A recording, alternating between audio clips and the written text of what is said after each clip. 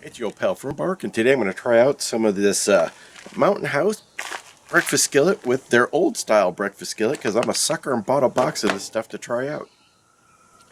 So the newest version that I have is the blue bag, and of course they've gone to the this style bag, which I forgot to buy before I came up here. But anyhow, the most recent version I have is 4.3 ounces or 134 grams, and the old style bag is 5.9 ounces and 168 grams, and it's a much heftier bag, that's for sure. It's a whole ounce plus heavier. And not at all surprising, the old style is a much larger caloric value. It's 900 for if you eat the whole bag, which I will absolutely not be doing, and it's 800 for the whole bag of the new style, or newer I should say. If you eat the whole bag, you got 32 grams of protein in this guy, and you got 28 in this, so not really much more protein for the extra weight. So I guess that's a lot of extra potato in there. Here's a look at the inside of the newer kit. You got big fluffy chunks of egg in there. You got your potatoes down in there. I imagine there's some sausage-like items in there.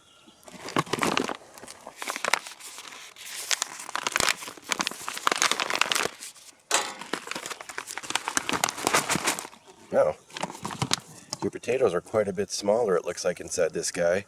And the eggs are a little bit different too. Let's get this out of the way. There might be a pretty big difference in how these taste. Let's go ahead and get the old style original recipe out. It called for 2 cups. I put in a little over 1 3/4 cups. My experience with the breakfast skillets is they can be a little soggy.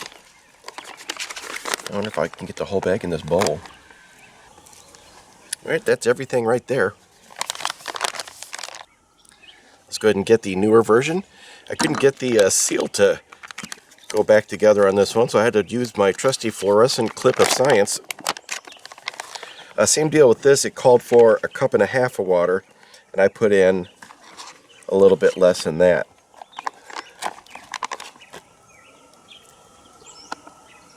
And here we are, side by side.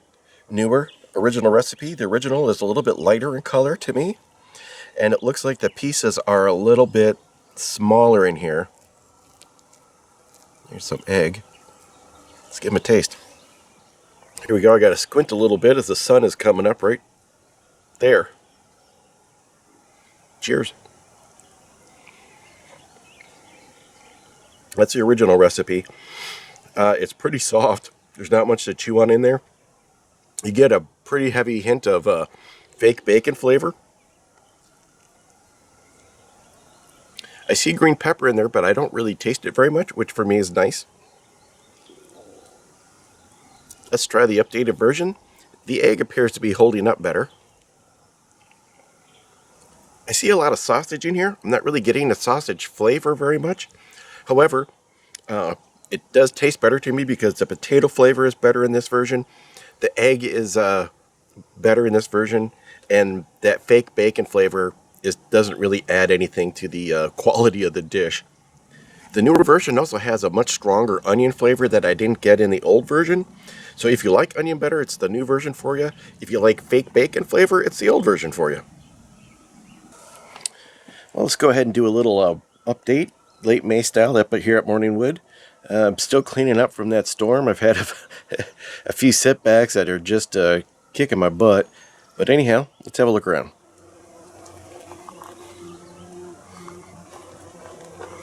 I'm trying to get this bee working the flower. This is my Japanese berry plant, which is having kind of a heck of a spring because it's got way more buds than it did last year. So hopefully it's going to flower nice and be pretty. In order for it to bear fruit, though, I need a second plant, and for some reason I think it needs to be a slightly different variety. So this is a butterfly plant that's bushed out, and some of my ground cover is blooming. Those are real pretty. So a few weeks ago I took some video of this was actually flowering, and you can actually see it's making berries. So I didn't think it was going to do that without a second plant, and I'm not even sure if those are edible. I'm pretty sure they're not. And my lilies are popping up here nicely. That thing just doesn't want to bloom more than about 15 flowers. Kind of sad. Wish it would be a little bigger. And this is a weird thing. So this is a bud right here, but these guys right here are actually new leaves that are coming out, so that's how it's going to grow a little bit of a stem and then make brand new leaves.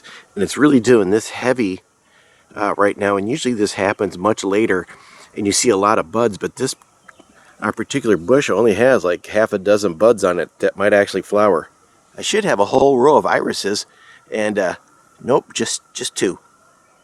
This is a wild rhododendron that was here when I got here, and it is blooming more than I've ever seen it bloom before. The other side's prettier. The blackberries are really going gonzo this year too, so I was tempted to hack those down because I really don't want blackberries spreading everywhere, but the bees are on them, so I'm going to let the bees have at them and then deal with it when it's no longer bee food.